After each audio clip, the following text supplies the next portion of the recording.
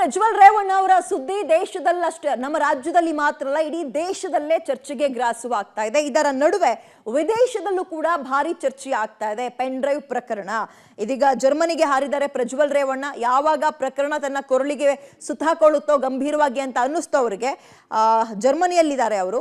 ಅಲ್ಲಿಂದ ದುಬೈಗೆ ಶಿಫ್ಟ್ ಆಗಿದ್ದಾರಂತೆ. ಮಾಹಿತಿ ಪ್ರಕಾರ ಜರ್ಮನಿಯಲ್ಲಿದ್ದ ಪ್ರಜ್ವಲ್ ರೇವಣ್ಣ ಬುಧವಾರ ರಾತ್ರಿ ದುಬೈಗೆ ಬಂದು ವಾಸ್ತವ್ಯ ಹೂಡಿದ್ದಾರೆ. ದುಬೈನಲ್ಲಿ ತಂಗಿರುವ ಎಕ್ಸ್ಕ್ಲೂಸಿವ್ ದೃಶ್ಯಗಳು ಪಬ್ಲಿಕ್ ಟಿವಿಗೆ ಸಿಕ್ಕಿದೆ.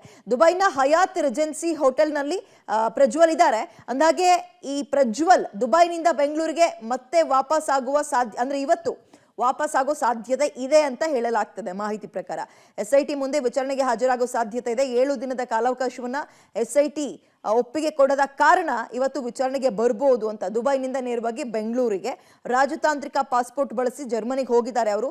ಹೀಗಾಗಿ ಈಗ ಕೂಡಲೇ ಈ ಪಾಸ್ಪೋರ್ಟ್ ರದ್ದುಪಡಿಸಬೇಕು ಅನ್ನೋ ಆಗ್ರಹ ಕೇಳಿ ಬಂದಿತ್ತು. ಸಿದ್ದರಾಮಯ್ಯ ಮನವಿ ಕೂಡ ಮಾಡಿದ್ರಲ್ಲ ಇದಕ್ಕೆ.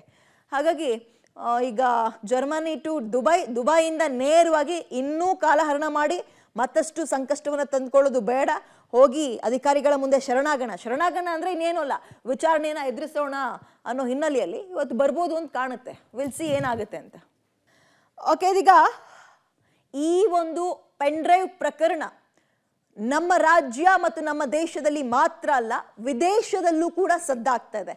ಬೇರೆ ಬೇರೆ ದೇಶದ ಮೀಡಿಯಾಗಳಲ್ಲಿ ಈ ಒಂದು ವಿಚಾರ ಪ್ರಸ್ತಾಪ ಆಗ್ತಾ ಇದೆ. ನಿನ್ನೆ SIT ಒಂದು ಲುಕ್ಔಟ್ ನೋಟಿಸ್ ಹೊರಡಿಸಿದ್ದಾರೆ. ಲುಕ್ಔಟ್ ನೋಟಿಸ್ ಇಷ್ಟೇ, ಯಾವುದೇ ಎಲ್ಲ ಏರ್ಪೋರ್ಟ್ಗಳಿಗೂ ಈ ನೋಟಿಸ್ ಅನ್ನ ಸೆಂಡ್ ಮಾಡೋದ್ರ ಮುಖಾಂತರ ಈ ವ್ಯಕ್ತಿ ಎಲ್ಲೇ ಸಿಕ್ಕಿದ್ರು ಕೂಡ ನಮಗೆ ಬೇಕಾಗಿರುವಂತಹ ಆರೋಪಿ, ದಯವಿಟ್ಟು ನಮಗೆ ಮಾಹಿತಿ ಕೊಡಿ, ಅಲ್ಲಿಂದಲೇ ಅರೆಸ್ಟ್ ಮಾಡಿ ಕರ್ಕೊ ಬರ್ತೀವಿ ಅಂತ ಅಷ್ಟೇ, ಇನ್ನೇನು ಅಲ್ಲ. ಲುಕ್ಔಟ್ ನೋಟಿಸ್ ಒಂದ್ ಕಡೆ ಹೊರಡಿಸಿದ್ದಾರೆ. ಇದರ ನಡುವೆ ಇವರು ಜರ್ಮನಿಯಲ್ಲಿದ್ದವರು ದುಬೈಗೆ ಹೋಗಿದ್ದಾರಂತೆ. ಅಲ್ಲಿ ಯಾವುದೋ ಹೋಟೆಲ್ ಹೇಳ್ತಾ ಇದ್ವಲ್ಲ ನಾವು, ದುಬೈನಲ್ಲಿ ಇದ್ದಾರೆ ಅಂತ.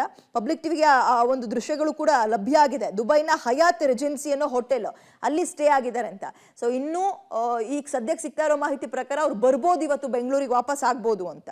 ಕಾಂಗ್ರೆಸ್ಸಿಗೆ ಆಟ ಈ ಪ್ರಕರಣದಲ್ಲಿ. BJP ಮತ್ತು JDS ಮೈತ್ರಿಗೆ ಪ್ರಾಣ ಸಂಕಟ ಅನ್ನುವಂತಹ ಪ್ರಸಂಗ ಸದ್ಯ. ಅದರಲ್ಲೂ ಲೋಕಸಭಾ ಚುನಾವಣೆ ಬೇರೆ ಇನ್ನೂ ನಡೀತಾ ಇದೆ. ಚುನಾವಣೆ ಹೊತ್ತಲ್ಲೇ ಪೆನ್ ಡ್ರೈವ್ ಸ್ಫೋಟಗೊಂಡಿರೋದು ದೋಸ್ತಿಗಳಿಗೆ ತೀವ್ರ ಮುಜುಗರ ತಂದಿದೆ. ರಾಜಕೀಯ ಗುದ್ದಾಟದ ಜೊತೆ ಪ್ರಜ್ವಲ್ ರೇವಣ್ಣ ಪೆನ್ ಡ್ರೈವ್ ಕೇಸ್ನಲ್ಲಿ ಕಾನೂನು ಸಮರಕ್ಕೆ ದೊಡ್ಡಗೌಡರ ಕುಟುಂಬ ಸಿದ್ಧವಾಗಿದೆ. ಕಾನೂನು ತಜ್ಞರ ಜೊತೆ ಸುದೀರ್ಘ ಸಮಾಲೋಚನೆ ಮಾಡ್ತಾ ಇರುವ ಗೌಡ್ರ ಫ್ಯಾಮಿಲಿ ಪೆನ್ ಡ್ರೈವ್ ಕೇಸ್ ತನಿಖೆ, ರಾಜಕೀಯ ಆರೋಪಗಳಿಗೆ ಕೌಂಟರ್ ಕೊಡೋ ನಿಟ್ಟಿನಲ್ಲಿ ಪ್ರಯತ್ನ ಮಾಡ್ತಾ ಇದ್ದಾರೆ. ತಮ್ಮ ಕುಟುಂಬ ಮೇಲೆ ಬಂದಿರುವಂತಹ ಆರೋಪಕ್ಕೆ ಕಾನೂನಿನ ಮುಖಾಂತರವೇ ಉತ್ತರ ಕೊಡಬೇಕು ಅಂತ ಸಿದ್ಧತೆ ಮಾಡ್ಕೊಳ್ತಾ ಇದ್ದಾರೆ. ಅಲ್ಲದೆ ದಳಪತಿಗಳು ನಮ್ಮಿಂದ ಬಿಜೆಪಿ ನಾಯಕರಿಗೆ ಮುಜುಗರ ಆಗೋದು ಬೇಡ, ಅವರನ್ನ ಇದರ ಎಳೆತರದ್ ಬೇಡ, ನಮ್ಮ ಮೇಲೆ ಬಂದಿರುವ ಆರೋಪ ನಾವೇ ಎದುರಿಸೋಣ, ಕಾನೂನು ಮುಖಾಂತರ ಏನು ಹೋರಾಟ ಮಾಡಬೇಕೋ ಮಾಡೋಣ. ಮೊನ್ನೆ ದೇವೇಗೌಡರ ಮನೆಯಲ್ಲೇ ನಡೆದ ಚರ್ಚೆಯಲ್ಲಿ ಏಕಾಂಗಿಯಾಗಿ ಹೋರಾಟ ಮಾಡೋಕೆ ನಿರ್ಧಾರ ಮಾಡಿದೆಯಂತೆ JDS. ಪ್ರಜ್ವಲ್ದು ತಪ್ಪಾಗಿದ್ರೆ ಆತ ಶಿಕ್ಷೆ ಅನುಭವಿಸ್ಲಿ, ಕಾಂಗ್ರೆಸ್ ರಾಜಕೀಯ ಟಾರ್ಗೆಟ್ಗೆ ನಾವೇ ಉತ್ತರ ಕೊಡೋಣ ಅಂತ ಹೇಳೋದ್ರ ಮುಖಾಂತರ ಕಾಂಗ್ರೆಸ್ ನಾಯಕರು ಉದ್ದೇಶಪೂರ್ವಕವಾಗಿ BJPನ ಟಾರ್ಗೆಟ್ ಮಾಡ್ತಾ ಇದ್ದಾರೆ. ಉದ್ದೇಶಪೂರ್ವಕವಾಗಿ ಮೋದಿ ಅಮಿತ್ ಶಾ ಹೆಸರನ್ನ ಮಧ್ಯಕ್ಕೆ ತರ್ತಾ ಇದ್ದಾರೆ. ಚುನಾವಣೆ ಲಾಭಕ್ಕೆ ಇದನ್ನ ಬಳಸ್ಕೊಳ್ಳೋಕೆ ಪ್ಲಾನ್ ಮಾಡ್ತಾ ಇದ್ದಾರೆ. ಇದಕ್ಕೆ ನಾವು ಅವಕಾಶ ಮಾಡಿಕೊಡೋದು, ಆಸ್ಪದ ಕೊಡೋದು ಬೇಡ. ನಮ್ಮ ಜೊತೆ ಮೈತ್ರಿ ಆದ ಕೂಡಲೇ ಕೇಂದ್ರ BJP ನಾಯಕರನ್ನ ಟಾರ್ಗೆಟ್ ಮಾಡೋದು ಸರಿಯಲ್ಲ. ಪ್ರಜ್ವಲ್ ಪೆನ್ ಡ್ರೈವ್ ಕೇಸ್ನಲ್ಲಿ ನಾವೇ ಹೋರಾಟ ಮಾಡೋಣ, ಕಾಂಗ್ರೆಸ್ ಏನ್ ಪ್ರಶ್ನೆ ಕೇಳಿದ್ರು ನಾವೇ ಉತ್ತರ ಕೊಡೋಣ ಅಂತ ದಳಪತಿಗಳು ರೆಡಿ ಆಗಿದ್ದಾರಂತೆ.